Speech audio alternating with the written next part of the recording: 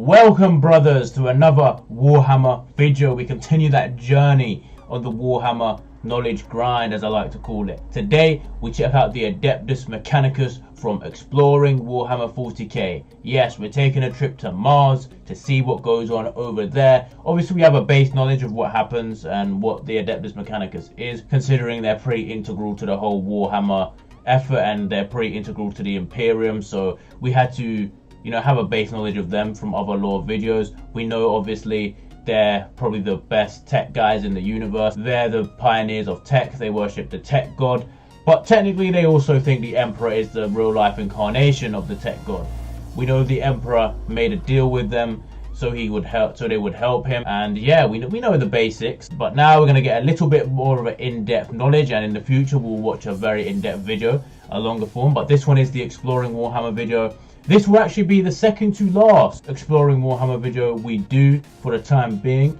This is the penultimate one, and then the next video, I don't know if it will be the same day as Exploring the Eldar, and then we won't be doing any more videos from them for the near future. But yeah, just one side note before we get into this video. The last video that came out on Tusker Demon Killer, it might be a bit frame ratey and a bit laggy. Now the reason for this is, and I haven't edited it yet because I'm recording this straight after, is I tried to record in 60 FPS because obviously 60 is better than 30. But for some reason it was dropping frames. It wasn't dropping a lot, but it was fluctuating, and when frames fluctuate obviously it creates a laggy effect. So if the video is laggy, I apologize. I don't know how many of you fully watch my video, or some of you listen to it. Yeah, I'm assuming some of you listen to them because they're all quite long. I'm sorry about the lag. I can't really do anything about it, unfortunately. But yeah, I won't do that in the future. We won't have any more laggy videos. And yeah, we're gonna get into this video, man. Be sure to leave a like and subscribe if you are new.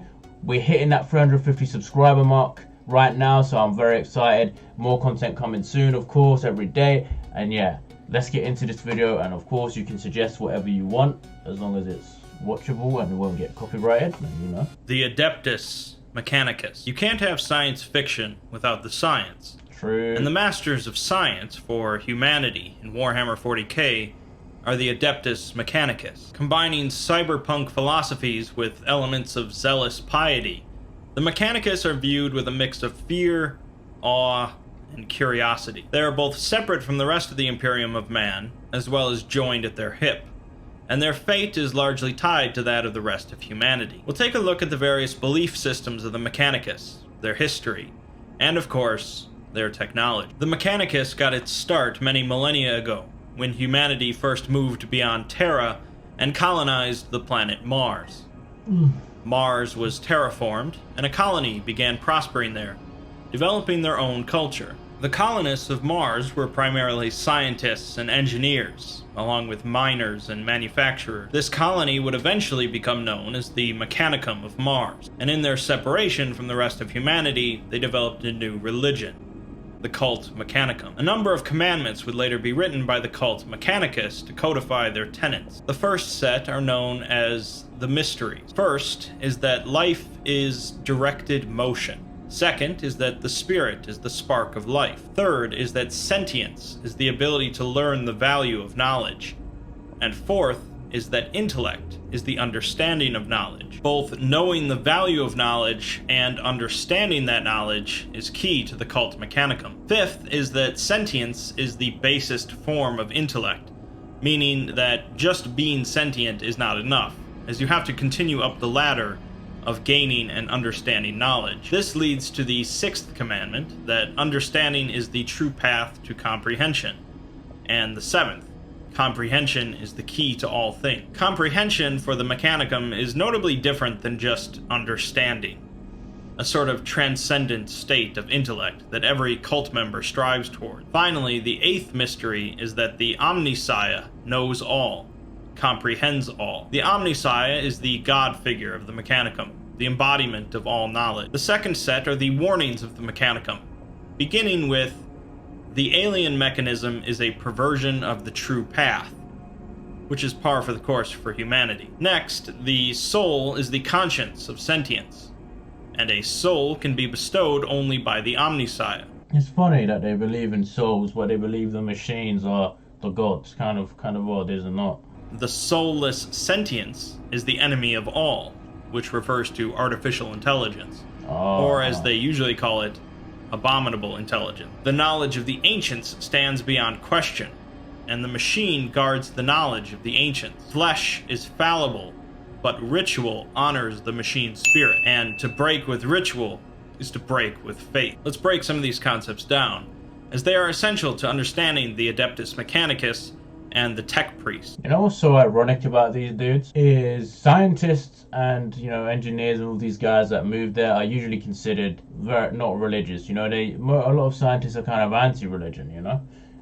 Typically, because they believe in different things, and in a lot of ways religion contradicts science, right? So you can't believe in both. Obviously some people do, but it's difficult. It's funny how these guys who are the pinnacle of science who moved there turn into some of the most religious people in the universe, which to me is funny.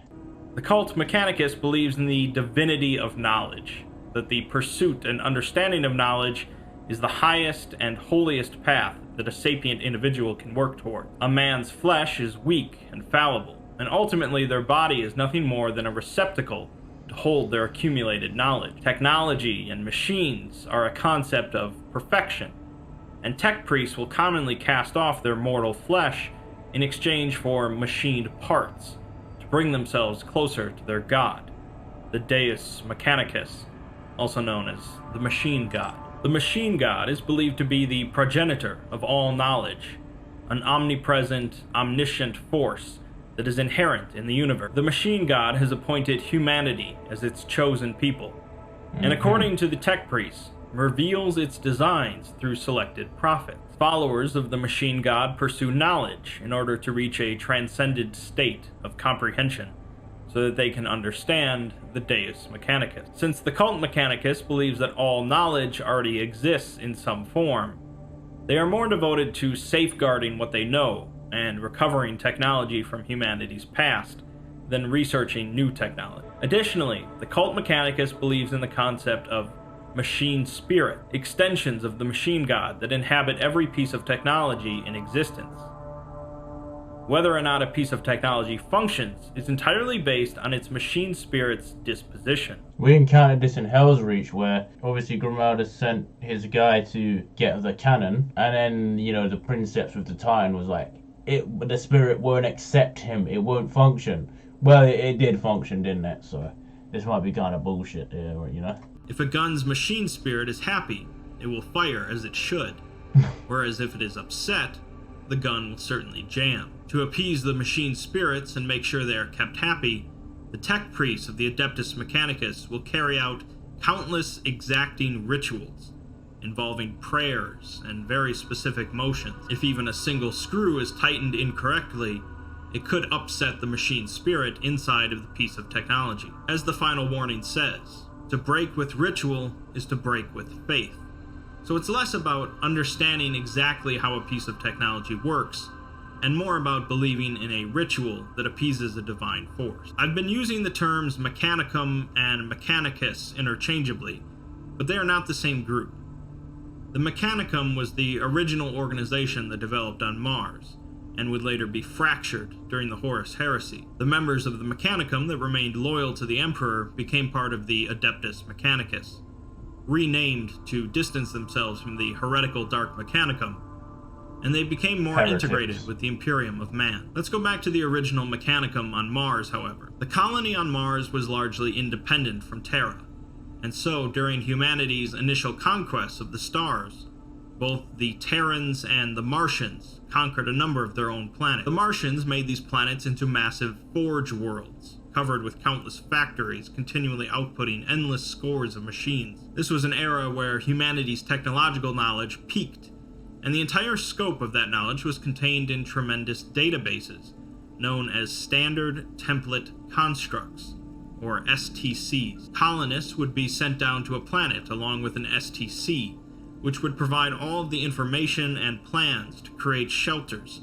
power generators, transports, and anything else they might need. The Age of Strife eventually came, however, and humanity turned on itself, including the Empire on Mars. Mars was the site of a great power struggle involving terrifying weaponry, that scorched away the terraformed surface of the planet. Most humans on Mars fled underground to avoid the deadly radiation from the sun. A single faction, however, managed to dominate the other Martians: the Mechanicum. The Mechanicum began constructing new cities, known as forges, each ruled by a tech priest. All of the Mechanicum answered to the highest ranking tech priest, the Fabricator General. The Mechanicum of Mars began to dispatch fleets out into the universe once again, to claim planets in the name of the Machine God. And the Forge worlds became not just sites of endless production, but also essentially massive shrines. The Mechanicum also battled with the techno-barbarians present on Terra, whom they viewed as savages who used technology that they did not properly venerate. This hostility lasted until the God Emperor unified Terra and traveled to Mars to negotiate a treaty. The Emperor arrived on Mars in a golden ship and managed to fully repair a machine with a single touch, leading many members of the Mechanicum to declare him as the Omnissiah, the physical representation of the Machine God. This, of course, made the treaty process a lot easier, and so the Treaty of Mars was signed, in which the Mechanicum would agree to provide countless weapons, ships, vehicles, and other equipment for the Emperor's Great Crusade, and in return the Emperor would permit them to retain their religious autonomy, as well as retaining control of any Forge world. With the treaty signed, the Great Crusade of the Imperium could begin, but it would also be the start of a schism in the Mechanicum. Not all of the Mechanicum believed the Emperor to be the Omnissiah, instead seeing him as a sort of false prophet, who would eventually strip away the Mechanicum's autonomy. Some also resented the fact that the Emperor had turned the Mechanicum into one giant engine of war, and that he had forbidden the Mechanicum from researching certain technologies, such as AI. Sometime later, when the Horus Heresy broke out, Horus sent a Mechanicum representative named Regulus back to Mars to convince the Fabricator General to join him against the Emperor. Horus promised the Mechanicum that they would retain their autonomy in his empire, and that they could research whatever technology they wished. The Fabricator General at the time had already resented the Emperor, and so he led what would become known as the Dark Mechanicum in a civil war against their loyalist brethren. I was about to say, there's gonna be a civil war, just like every other damn planet in this universe, man. The battle became known as the Schism of Mars, as the traitors fought against the loyalists, and millions died both on the surface of Mars as well as in the space around it. Ultimately, the Dark Mechanicum emerged victorious, and the Loyalist Mechanicum survivors fled Mars, although Imperial forces managed to blockade the planet until after the Battle of Terra, where Horus was slain. In the aftermath, the Dark Mechanicum fully joined the forces of Chaos, alongside the Chaos Space Marines, and the remaining members of the Loyal Mechanicum were remade into the Adeptus Mechanicus, a key component of the newly reforged Imperium of Man. The Fabricator General is now given a position as a High Lord of Terra, the chief governing body of the Imperium. The Mechanicus continue to dive deeper into their beliefs, becoming less and less capable of creating new technology, and instead focusing on venerating and worshipping the technology they currently possess. Despite this, though, they do relentlessly continue their search for STCs, the holy grails of knowledge. So far, no intact STC has ever been found, and the Mechanicus gets by with only ancient printouts. So, the tech priests of the Adeptus Mechanicus in the 41st millennium are a bit more priest, perhaps, than engineers, but they still are responsible for some incredible pieces of technology. Everything from lasguns, to bolters, to rhinos, to cruisers and battleships are built and maintained by the Mechanicus, for use by the Imperium of Man, and additionally reserve some technology for their own armies, notably Titan. A Titan is a massive robotic mech ranging from 50 feet tall to hundreds of feet tall or larger. Titans are an incredibly fearsome sight on a battlefield, and are easily capable of leveling entire cities or carving trenches out of a planet. The Mechanicus also field some of the mightiest ships available to humanity, called Arch Mechanicus, used as part of their ongoing quest to find and reclaim STCs. What STCs? please? I think I missed something here. Yeah, but Titans are scary, bro. If I saw one, I'd be scared, let's be honest, if it was against me. The primary infantry of the Mechanicus are the Skitarii, fanatical warriors, heavily augmented with cybernetics, capable of fighting in almost any atmosphere, and equipped with advanced weaponry. The Mechanicus are also responsible for creating servitors, mindless drones used to carry out simple tasks across the Imperium. Either vat-grown or made from lobotomized criminals, servitors are capable of acting with only the most basic instincts, programmed to only follow a task they're designed for. They generally feature cybernetic enhancements related to tasks such as carrying heavy loads or mining, but there are some servitors that carry out combat roles. Most of humanity in Warhammer 40k is wrapped up in a zealous belief in a religion, and the Adeptus Mechanicus are an interesting facet of that. Rather than continually moving forward to create newer and more impressive technology, they only look towards the past in a desperate hope of finding lost knowledge. They have complete and utter faith in the machine god, but there might be something rather interesting about the machine god. It's said that many millennia ago, the man who would become the emperor of mankind battled with a creature known as the Dragon of Mars, and sealed it away deep underneath Mars, in the Noctis Labyrinth. It's unknown why the Emperor imprisoned this creature instead of just destroying it, but it's possible that he lacked the power to do so. It's unknown, but believed, that this dragon is actually a Catan, the oldest creatures in existence that betrayed the Necrons and went to war with the Old Ones.